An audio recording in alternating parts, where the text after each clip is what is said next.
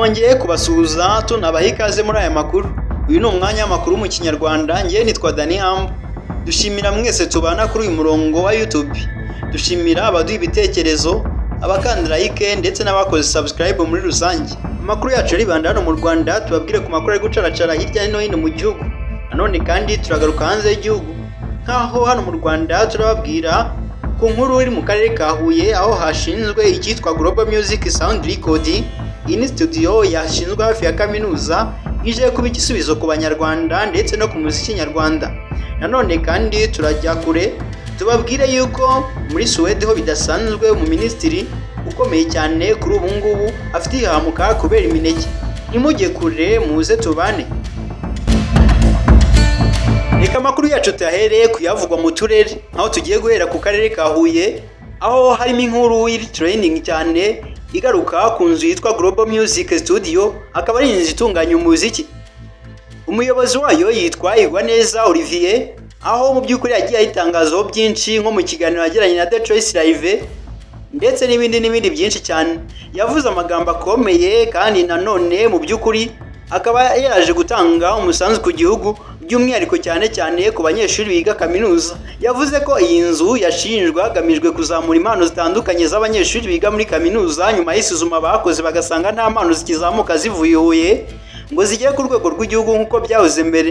Yabivuze mu magambo avuga ati gushinga iyi nzu byatewe n'uko twabonaga ni Huye, by'umwihariko muri kaminuza y'u Rwanda nta mpano zikizamuka ngo tubone hari umuhanzi uzwi uri muri kaminuza y'u Rwanda akaba ari icyamamare mu gihugu hose. Yakomeje avuga ko mu gihe gito iyi nzu imaze ifunguye imiryango, hari abahanzi batangiye kubagana bari gukoramo ibihangano byabo, ndetse ko bitewe n'ubushake bafite bwo kuzamura impano z'abatuye Huye, buri muhanzi wese bazajya bakorera igihangano bazajya bamufasha no kukimenyekanisha mu rwego rw'igihugu binyuze mu bitangazamakuru ndetse n'ahandi. Igwaneza Olivier, umuyobozi mukuru wa Global Music, ahamya ko muri iyi nzu bafitemo ibikoresho bifite umwimerere ku buryo igihangano cy'umuhanzi kizajya gisohoka gifite ubushobozi bwo guhangana ku isoko mpuzamahanga, dore ko ibi bikoresho bijya kugurwa biyambaje abahanga mu bijyanye no kumenya ubuziranenge bwabyo, barimo abasanzwe batunganya umuziki ndetse n'abandi. Mu rwego rwo kurushaho gukora ibihangano bifite umwimerere, iyi studio yateganyije imikoranire na bamwe mu bahanga mu gutunganya umuziki bafite amazina akomeye mu Rwanda, twavuga nka Fanta, Teride Mucyase Babwire, uyu usanzwe ukorera ba Mico ndetse n'abandi, aho bazajya bagira iminsi baza gukora muri iyi studio bakaza kunganira producer wahoraho uwitwa Corona. Olivier kandi yavuze ko batekereza gukorana n'abaproducer mu rwego rwo korohereza abantu bakoraga ingendo bajya i Kigali kubarebayo, ndetse bamwe ugasanga batinya gukorerayo bitewe n'uko ibiciro byaho bihanitse. Ahamya ko mu mikoranire bagiranye harimo no kugabanyiriza ibiciro ku buryo umuhanzi wese uzakora muri iyi studio azaba afite amahirwe menshi yo gukorerwa n'umwe muri bo ku giciro gito cyane. Ni Global Music Sound Record, studio nziza cyane basanga hafi na kaminuza y'u Rwanda, hepfo na Credo Hotel.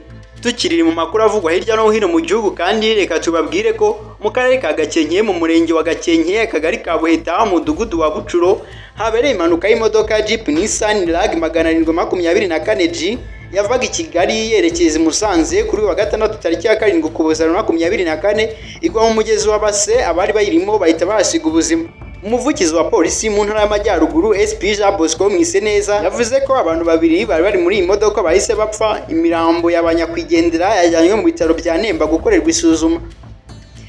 SP Jean Bosco Mwiseneza avuga ko icyateye impanuka kitahise kimenyekana, bakaba bahise batangira gukora iperereza no gushaka uburyo iyi modoka yakorwa mu mazi. Ubutumwa atanga ku banyarwanda nuko ababwira ko abatwara ibinyabiziga bose bagomba kwirinda umuvuduko urengeje uwagenwe ndetse no kwirinda uburangare mu gihe batwaye ibinyabiziga. Naho ku makuru avugwa mu Rwanda, ibiro by'umukuru w'igihugu byatangaje ko Perezida Kagame yageze i Doha mu gitondo cyo kuri wa gatandatu tariki ya 7 Ukuboza 2024, aho yifatanyije n'umuyobozi w'ikirenga Emir wa Qatar, Sheikh Tamim bin Hamad Al Thani, n'abandi bakuru b'ibihugu na za guverinoma mu gutangiza iyo nama. Ihuriro rya Doha ry'uyu mwaka rifite insanganyamatsiko igira iti guhanga udushya ni ihame, the innovation imperative. Ihuriro rya Doha rifatwa nk'umwanya mwiza ku bafatanyabikorwa batandukanye no mu kugaragaza no kumenya hari amahirwe mashya mu guhanga udushya twagirira akamaro hazaza h'isi mu rwego rw'umutekano, iterambere rirambye n'uburinganire bwa bose. Biteganyijwe ko Perezida Kagame yaza kuba umwe mu batanga ikiganiro kiza kuba gifite insanganyamatsiko igira iti ihuriro rya Doha n'Ubushinwa bigirira akamaro isi, uruhare rw'Ubushinwa mu kuzamura amajyepfo y'isi, kuvugurura amategeko ateza imbere ahazaza h'isi. Ibi biganiro bizibanda ku mikoranire hagati y'igice cy'amajyepfo y'isi n'Ubushinwa. Mu bandi baza gutanga ibiganiro harimo Ngalo Mubumba, Perezida wa Namibia, Miyamoro Motley, Minisitiri w'Intebe wa Barbados, Dr. Edward Enrique Gracia, Minisitiri w'Ububanyi n'Amahanga n'Ubutwererane muri Honduras na Dr. Henry Wanga, Perezida w'Umuryango uharanira imikoranire y'Ubushinwa n'Isi, Center for Ghana and Globalization. Nanone tutarava ku makuru yo mu Rwanda, reka tubanze tubagezeho aya makuru twavumbuye ubwo twacengeraga tukagera mu nguni aho bamwe bagenda batsimbwa. Ubushinjacyaha bw'u Rwanda buriko mu munyapolitiki utavuga rumwe n'ubutegetsi burimo Madamu Victoire Ingabire Umuhoza akari uri inyuma y'ibikorwa byo gushaka guhirika ubutegetsi. Ni mu rubanza abayoboke b'ishyaka Darufa Umurinzi ritaremererwa mu mategeko baregwamo gushaka guhirika ubutegetsi buriho. Mu kirego bwatangiye gusobanura kuri uyu wa kane iki cyumweru turi kurangiza, ubushinjacyaha bwavuze ko abaregwa bakoze amahugurwa ku ikoranabuhanga bagamije guhirika ubutegetsi badakoresheje imbaraga. Buravuga ko nubwo umunyapolitike Ingabire Victoire ataragaragara mu kirego, ariwe wari uri inyuma kuko ariwe wahuje abayoboke be n'abanyamahanga babahuguraga. Kugeza ubu tubagezaho iyi nkuru, ubushinjacyaha nibwo bufite ijambo bisobanura ikirego cyabwo. Ntabwo turumva icyo Ingabire bivugaho ndetse n'icyo yatangaza ku by'uru rubanza. Mu baregwa kandi harimo umunyamakuru Theoneste Sengimana wa Umubavu TV aregwa ko yifashishijwe mu gutambutsa imigambi yabo bareganwa ngo bamenyekane. Minisitiri w'Urubyiruko no guteza imbere ubuhanzi Dr. Utuma Twishima Jeanne Paul Abudara yifashishije indirimbo ya Zizuba Rupacino asaba kuba abantu b'abagabo bafite intumbero nzima. Ibi Minisitiri Utuma Twishima yabikomojeho bwara mu gikorwa cyo gutanga ndetse no gushyikiriza impamyabushobozi urubyiruko rwasoje amahugurwa muri Art Ubuhanzi, ubwo ni Art Rwanda Ubuhanzi mu mbabarire, cyabereye muri Kigali Convention Center ku wa gatanu tariki ya 6 Ukuboza 2024. Minisitiri Utuma Twishima yagize ati indirimbo yitwa Kuba Umugabo, indirimbo nziza cyane, nshaka ngo urubyiruko rurangije ruyumve. Harimo amagambo meza cyane, harimo aho bagira bati ikintu giha agaciro umugabo nicyo atahana mu rugo. Yashimye abashoje amasomo yabo mu gihe cy'umwaka bari bamaze, abasaba kuzabyaza umusaruro ubumenyi bahawe bakiteza imbere banateza igihugu imbere.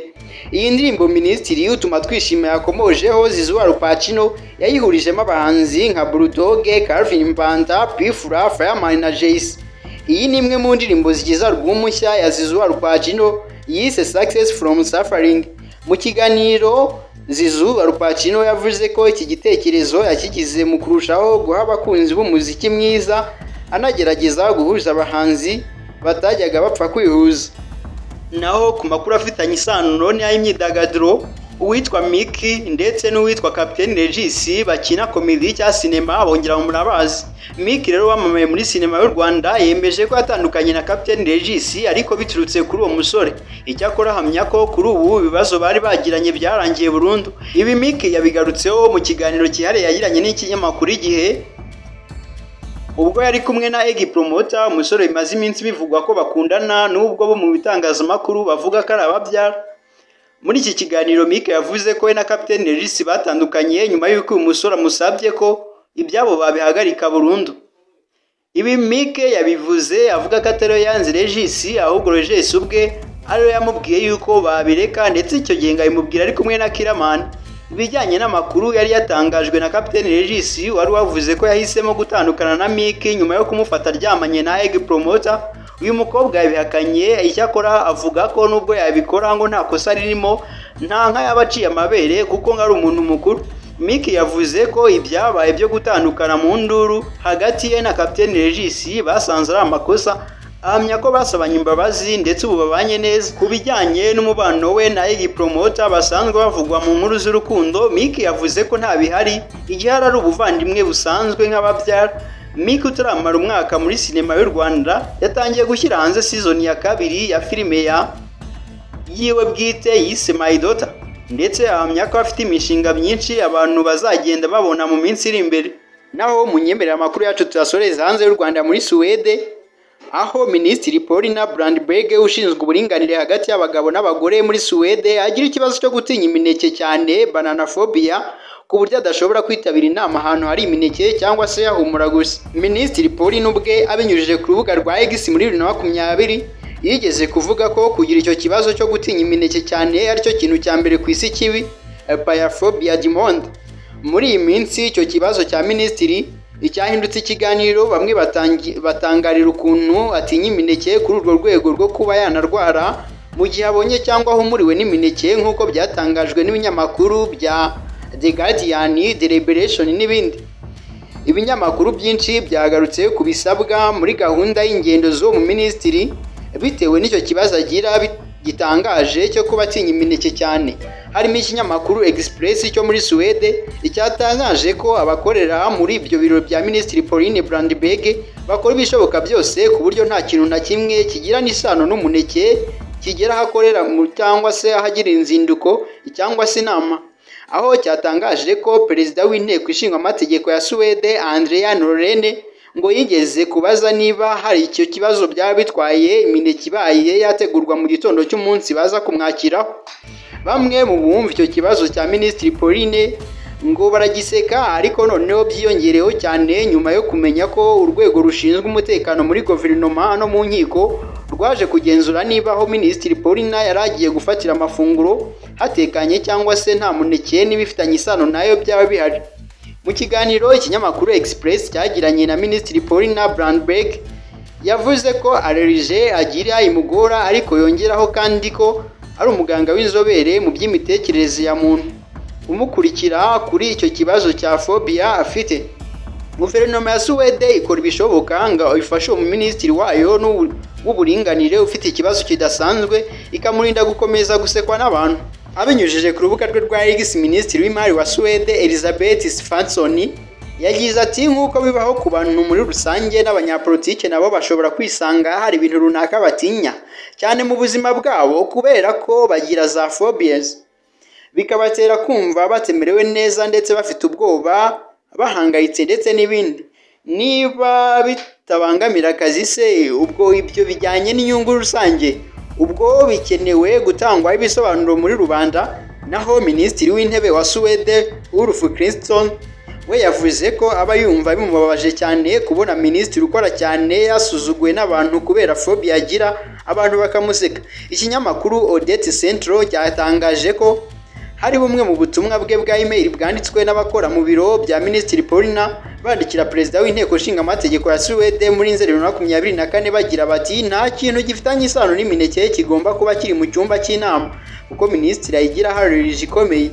Ubwo butumwa bukomeza bugira buti tuzakora ku buryo inama igenda neza ntihazabe harimo imineke mu rwego rwo kubungabunga umutekano wa minisitiri.